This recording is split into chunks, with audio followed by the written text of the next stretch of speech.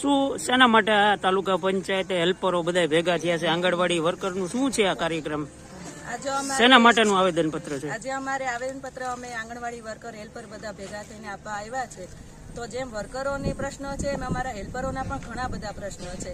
હવે હેલ્પરોને સરકાર અત્યારે 5,000 રૂપિયા અમને પગાર આપે. સૌથી પહેલા તો પગાર ધોરણ જ કેવો છે કે 5,000 અત્યારે મજૂરીએ જે વાડીએ જાય છે ને એને આખા દિવસનો રોજ 500 રૂપિયા મળે છે, જ્યારે અમારો તો 300 રૂપિયા ન ગણાય ને.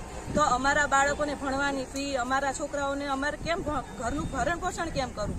બીજી વાત, અમે આંગણવાડીને કામ કરવાની ના નથી પાડતા, પણ અમારે હેલ્પરોની એટલું કહેવું છે કે જ્યારે વર્કર બહેનો ઉતરે ત્યારે અમારા હેલ્પર બહેનોનો પહેલો ચાન્સ લાગે. એ બરાબર વાત છે, પણ અત્યારે સરકારે ભણતરની માંગી. હવે એવું થોડી છે, વર્કરોની બરાબર અમે હેલ્પરો બધું જ કામ કરીએ છીએ. મોબાઈલ કામગીરી હોય, ચોપડાની હોય, છોકરા બોલાવવાની હોય, ઇવન અમે કોરોનામાં પણ અમે ઘરે ઘરે ફરીને બધું જ કામ કર્યું છે. તો અત્યારે સરકાર એમ કે 7 ચોપડી, તો ઘણા હેલ્પરો આમાં કોલેજ કરેલા છે, ઘણા હેલ્પરો આમાં 10 પાસ છે, 12 પાસ છે.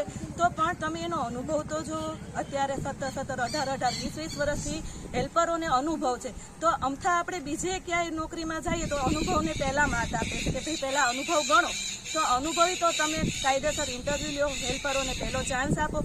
ભલે થોડું ઓછું ભણેલા હોય પણ એનો અનુભવ પ્રમાણે તમે એને ઇન્ટરવ્યુ લઈ, તમને જો લાયક લાગે તો એને ભરતી કરો. બીજી વાત કે પગારમાં વધારો અમને કાયમ કરો. જો કાયમી ધોરણે અમે હશું તો અમને કામ કરવાની વધારે મજા આવશે. બાકી અત્યારે તો શું છે, પરાયણનું કામ થાય આ તો ઠીક, પછી આમાં ગમે ત્યારે ગમે તે વ્યક્તિ રાજીનામું દઈ દે, અને રાજીનામું દેવામાં પછી તો સરકારની પણ થોડું થાય ને નુકસાન કે ભાઈ બધા બહેનોને રાજીનામું દે. કારણ કે આમાં કોકના છોકરા માણી લે કે આગળ ગયા, સિટીમાં ગયા તો પોતે સ્વૈચ્છિક નોકરી મૂકીને વયા જાય. તો પછી આવી જ રીતના થતું હોય. એ સિવાયની માંગણી કઈ ખરી? એ સિવાયની તો અત્યારે સૌથી પહેલા એ જ માંગણી છે કે અમને કાયમી કરો, અને અમારો લઘુત્તમ વેતન જે છે એ અમને કરો. કાયમી કરશો એટલે અમે બધી કામગીરી કરશું. 6 કલાક. આજે અમે નાના છોકરાવાળા હેલ્પર બેન હોઈએ, 6 કલાક કેવી રીતના કરીએ?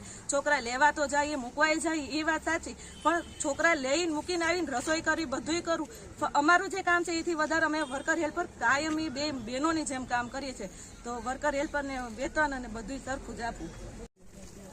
શું કહેશો તાલુકા પંચાયત શેના માટે એકઠા થયા છો તમે? આજે અમે આખા બગસરા તાલુકાના તમામ વર્કર હેલ્પર બહેનો તાલુકા પંચાયતે એટલા માટે ભેગા થયા છીએ કે અમારી લાંબા વખતથી માંગ છે. અમે સરકારને લાંબા વખતથી આવેદનપત્ર આપીએ છીએ, પરંતુ સરકારે અમારે એક પણ મુદ્દાનો નિકાલ કરેલ નથી. ઉપરાંત અમારું પ્લસ પગાર વધારો એ તો કંઈ નથી કર્યું, પ્લસ અમારી કામગીરીમાં એટલો વધારો કરી દીધો છે ને કે અમુક બહેનો તો બેહાલ થઈ ગઈ છે, દવાખાનામાં દાખલ કરવી પડે એટલી સ્થિતિ ખરાબ થઈ ગઈ છે. અત્યારે અમારે